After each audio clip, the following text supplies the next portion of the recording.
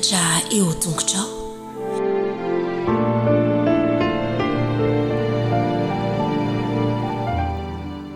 Valy miarabantsika mpiara-mianatra rehetra indray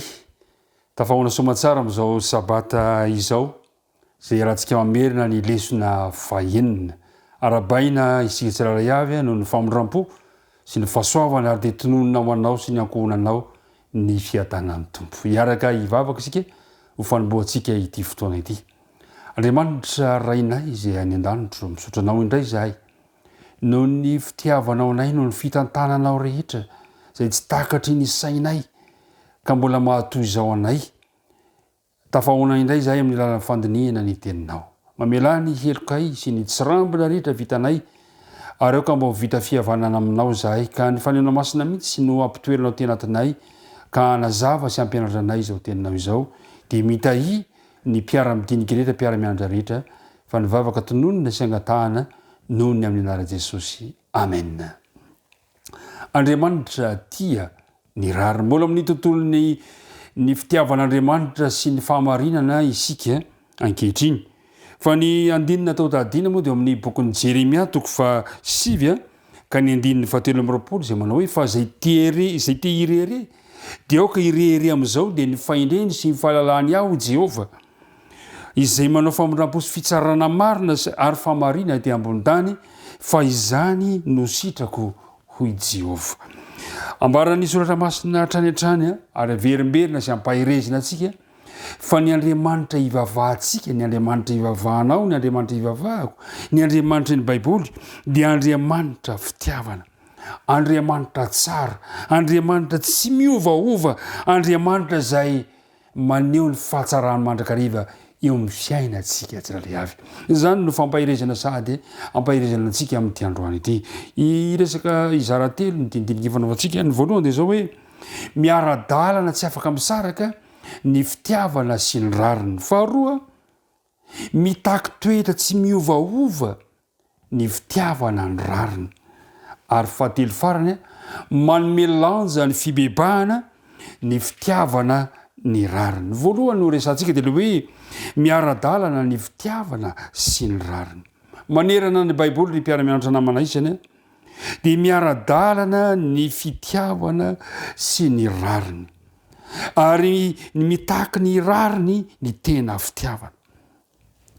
Ao amin'ny Salamo 7:30 andeha ho jerevantsika ny Salamo 7:30. Salamo 7:30 ka vakintsika eo amin'ny andininy 5. Salamo 7:30 ka ny andininy 5 dia zao no voalazan'ny tenin'Andriamanitra. Tia fahamarinana sy rariny izy, enika famondram-pony Jehova ny tany. Tia fahamarinana Andriamanitra, tsy afaka misaraka ny fitiavana sy ny fahamarinana, miara-dalana ary tena mahasarotiny an'Andriamanitra tokoa ny fampiarana ny fahamarinana sy ny rariny eto amin'ity zao tontolo izao misy antsika ity. Tena eo amin'Andriamanitra zany dia zao miaona ny famondram-po sy ny fahamarinana, mifanoroka ny rariny sy ny fihavanana ao amin'Andriamanitra, tsy afaka misaraka ireo, miara-dalana mandrakariva. Ary zay no mahatonga an'Andriamanitra iantso ny taranak'olombelona amin'ny bokin'ny Mika. Ao amin'ny bokin'ny Mika dia misy antso ataon'Andriamanitra ho antsika tsirairay avy ao amin'ny Mika toko 9 ka ny andininy 9. Zay mivaky toy izao manao hoe ry olombelona, efa naseho anao zay tsara sy izay ilain'i Jehova aminao dia izao ihany ny anao ny marina sy ho tia famondram-po ary anaraka an'Andriamanitra amin'ny fanilitra hitena. Zany no antso ataon'Andriamanitra amintsika satria eo amin'Andriamanitra dia miaona ny famondram-po sy ny fahamarinana. Tena tsara, marina ary tanteraka Andriamanitra, tena tsara, feno sy tanteraka ny fahamarinan'Andriamanitra. Tsy hoe tia ny rariny fotsiny ary miantso ny olona ty sy ampianatra zany fotsiny Andriamanitra, fa tena toetra n'Andriamanitra mihitsy ny tsara sy ny marina. Zao no voalaza amin'ny bokin'ny Deutéronomie.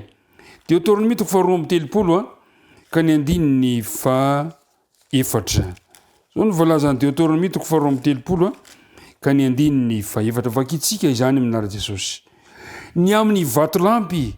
tanteraka ny asany fa ny lalany rehetra dia amin'ny rariny avokoa Andriamanitra matoky izy ka tsy misy ratsy ao aminy marina sy mahitsy Andriamanitra mahafinaritra ny mandrehany zany fa ilay Andriamanitra ivavahantsika dia Andriamanitra ny fahatanterahana Andriamanitra mahitsy matoky marina Andriamanitra tsy misy tsiny be fitiavana izy ary eo amin'ny bokyny Zefania 3:7 dia manao hoe tsy manao zay tsy marina izy ary isa-maraina no amoahany fitsarana ao amin'ny mazava ka tsy diso izany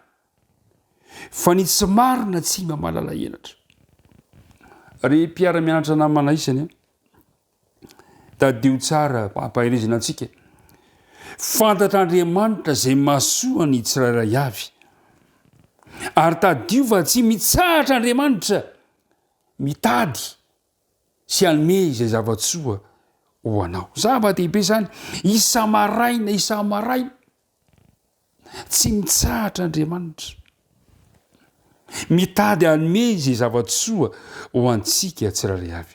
zay ny fizarana voalohany mifandray miara-dalana mandrakariva ny fitiavana sy ny rariny fizarana faharoa dia zao hoe ary zany dia mitaky toetra tsy miovaova ny toetra n'Andriamanitra ao amin'ny bokin'ny Jakoba ao bokin'ny Jakoba 1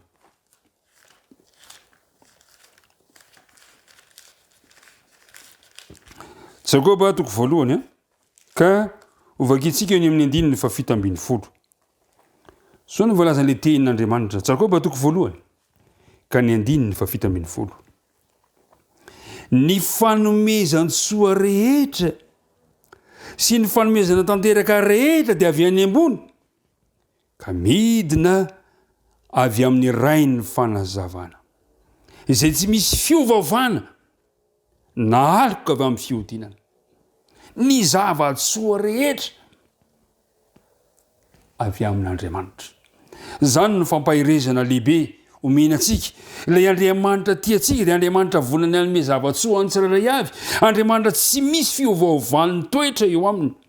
ao amin'ny boky Malakia 4:1 moa dia milaza manao hoe fa izao Jehova dia tsy miova any bokin'ny Hebreo moa dia milaza mihitsy manao hoe omaly anio ary mandrakizay ilay Andriamanitsika dia Andriamanitra ny omaly tsy miova Andriamanitra ny androany tsy miova ary Andriamanitra ny mandrakizay tsy manam-piovana ry mpiara-mianatra namana isany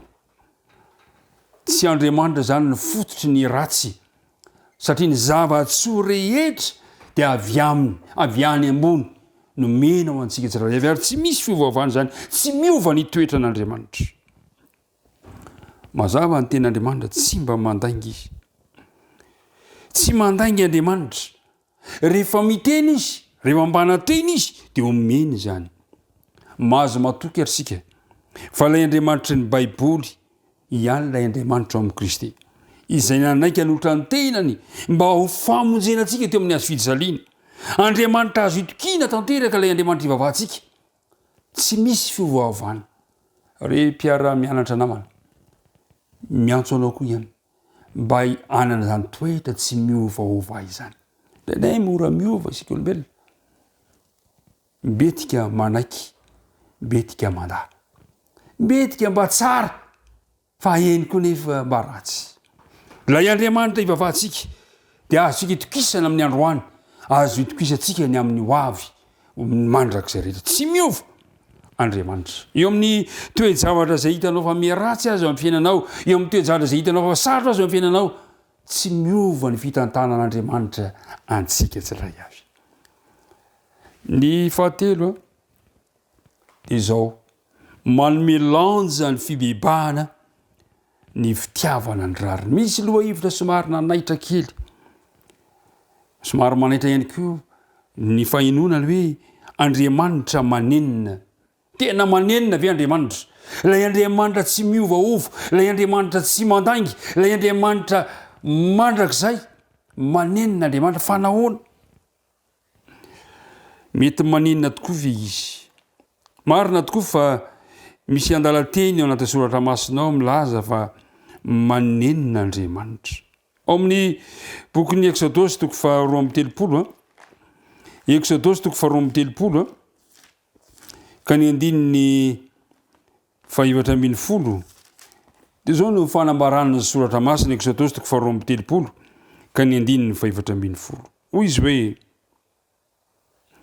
ary Jehova dia nanenina ny amin'ny loza izay nokasainy amelezana ny olona fa nga andriamanitra miova ko manenon'andriamanitra fa maninona inona le fanenenan'andriamanitra ry mpiara-mianatra namana tsy mitovy amin'ny fanenenantsika olombelona ny fanenenan'andriamanitra fa ny fanenenan'andriamanitra dia zao miova arakaraka ny fifandraisany amin'ny vahoaka rehefa miova ao amin'ny fibebahana ny tsirairay avy tadintsika tsara ve ny zatra nitranga tamin'ny andro ny Jona ny antso any Jona andriamanitra andeha ho an'ny Ninive fa niala nitsoka ny vilalakafa Jona fa inona ny antony satria ny antony dia zao efa nampoziny Jona fahamindra fo amin'ny Ninive andriamanitra ary efa fantany fahamia aloha fa andriamanitra ny famindram-po andriamanitra tezitra izy rehefa tsy nandrava indray rehefa tsy nandringana nandrava Ninive andriamanitra satria voalaza fa nanenon'andriamanitra ny amin'ny saika loza amelezana ny Ninive tezitra Jona ny zavatra faharoa tokony fantatsika amin'ny fanenenan'andriamanitra tamin'ny taomi Jona dia efa niantso andriamanitra raha toa ka manaiky ianareo ka miverina ianareo miala amin'ny faratsianareo dia hosotoniko ny loza saika kasaiko amelezana anareo ao amin'ny bokin'ny Jeremia toko fa 20 bokin'ny Jeremia toko fa 20 ka ny andininy Jeremia toko fa 20 ka ny andininy fa 8 zao no voalazan'ny ten'andriamanitra hoy izy hoe andininy fa 7 vetivety aho dia milaza firenena sy fanjakana ongotako sy azerako aroravako nefa raha miala amin'ny ratsy zay izany firenena ho teneniko zany dia anenenako kosa ny loza nokasaiko amelezana azy ary vetivety kosa aho dia milaza ny firenena sy ny fanjakana ahoriko sy amboleko nefa raha manao zay ratsy eo imasoko izy ka tsy mihaino ny feoko dia anenena kosa ny soa izay nolazaiko anasoavako azy ny fanenenan'andriamanitra zany dia mifampiankina manome lanja ny fibebahany tsirairay avy ny fanenenan'andriamanitra zany dia fanehoana ny fitiavana sy ny rary antsika tsirairay avy ary zany no ny fanenenan'andriamanitra zay le hoe tsy mitovy amin'ny fanenenantsika olombelona ny fanenenan'andriamanitra ry mpiara-mianatra namanaisana hitantsika teto zany fa nanenina no ny lozantsika amelezan'ny olona andriamanitra rehefa mibebaka izy marina tokoa fa ny fahotantsika mitondra antsika ho amin'ny fandringianana fahafahafatesana ny tambony io ta fa raha miverina amin'andriamanitra ianao dia ozy ny ten'andriamanitra manao miverena amiko ianareo Jehova dia mba hiverina aminareo koa zay le fanenenan'andriamanitra ny fanenenan'andriamanitra zany dia manome lanja ny fibebahana satria tiany ianao arara sitsina omeny ianao ny famindrampo zany lesitsika tamin'ity herinandro ity ary nao maranantsika azy dia zao satria andriamanitra ny fahamarinan'andriamanitra andriamanitra ny fitiavana andriamanitra tsy misy fivavahana amin'andriamanitra dia zao nao lazainy soratra masina amintsika manao hoe fikiro ary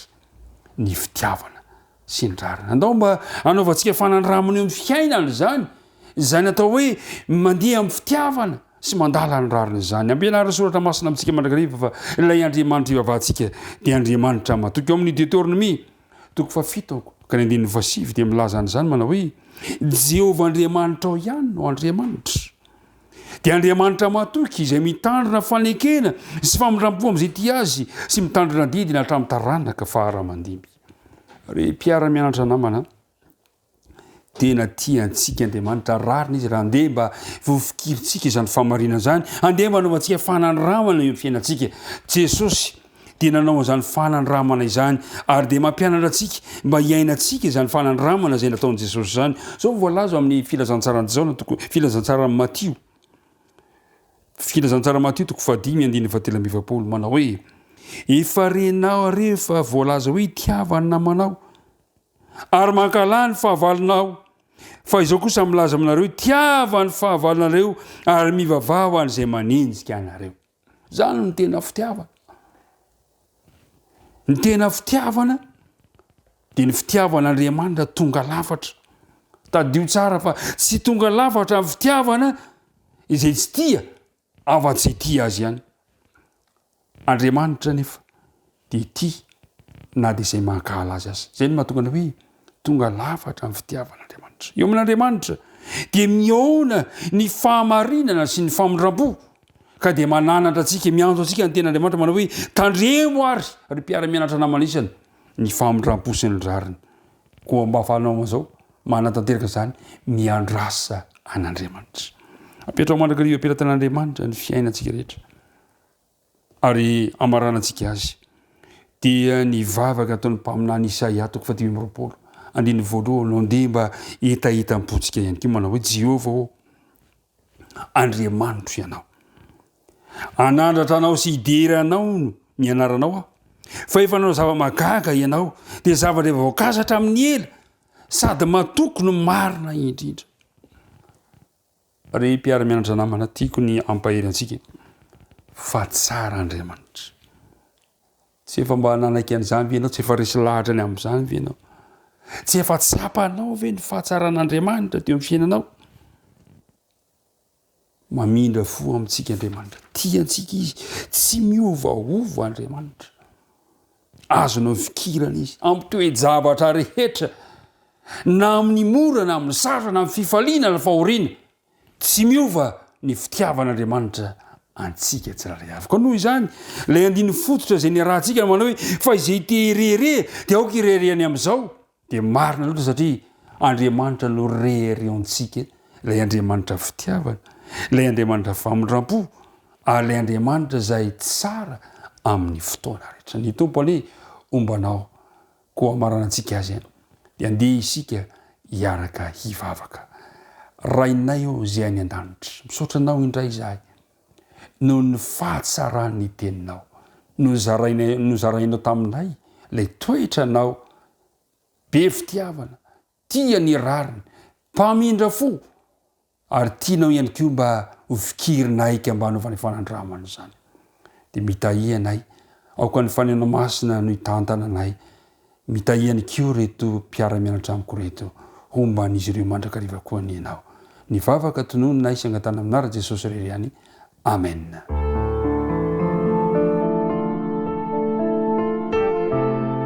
Mianatra eo tongotrao